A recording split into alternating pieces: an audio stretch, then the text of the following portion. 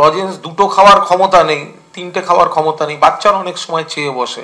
লোকসভা ভোটে কংগ্রেসের সঙ্গে আসন সমঝোতা নিয়ে ফের কটাক্ষ ছুড়ে দিলেন কুণাল ঘোষ। জাতীয় স্তরে বিজেপি বিরোধী ইন্ডিয়া জোটে এক মঞ্চে রয়েছে কংগ্রেস এবং তৃণমূল, কিন্তু বাংলায় কি কংগ্রেস তৃণমূল জোট হবে? হলে কি হবে তার সমীকরণ? কে কতগুলো আসনে লড়বে কিছুই এখনো স্পষ্ট নয়। बंगाल पे सर कब बात होगी? बंगाल पे बातचीत कब होगी सर? क्योंकि बंगाल एक बड़ा राज्य है जहाँ पे लगातार दोनों लीडर्स की तरफ से बात आ रही है। अभी तय नहीं है, अभी किसी की कोई कही हुई बात। सर कल कोई बैठक है। ধোঁয়াশারও বাড়িয়ে সম্প্রতি কংগ্রেসের সঙ্গে জোট প্রসঙ্গে ইঙ্গিতপূর্ণ মন্তব্য করেন Mamata Bandyopadhyay. Somebody must bail the cat. I don't have any problem if they have the genuine things. But Bengal, you know that they have only 2 seats. কাগজে পত্রে যা দেখছি যে চিফ মিনিস্টার পশ্চিমবাংলার উনি 2 সিট বহরমপুর এবং দক্ষিণ মালদা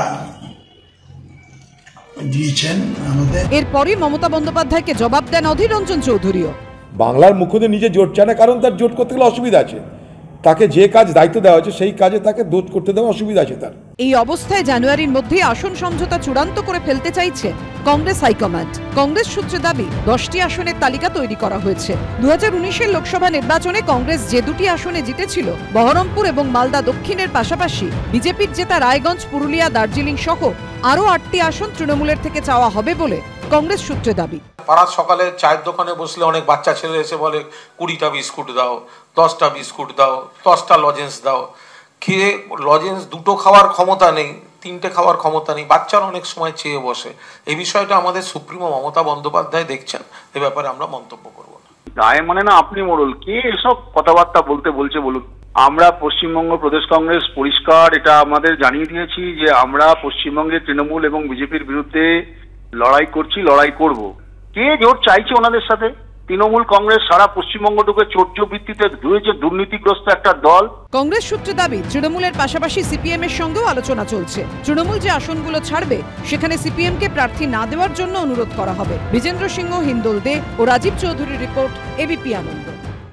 সত্য অন্তহীন, সত্যের খোঁজও তাই, সত্য সন্ধানে তাই আমরা অক্লান্ত, অকুতভয়। এবিপি আনন্দ নতুন ভাবনার প্রতীক, যা মনে মুক্ত, তথ্যে যুক্ত এবং যাবতীয় সীমানার বাঁধন থেকে মুক্ত। সীমা না শব্দটির মধ্যে লুকিয়ে আছে মানা শব্দটি, যেন চোখ রাঙানি এক অদৃশ্য বেড়াজাল, যা আটকে রাখে আমাদের এক ছোট্ট গণ্ডির মধ্যে। একমাত্র সঠিক খবরই গড়ে তুলবে এক মুক্ত সমাজ।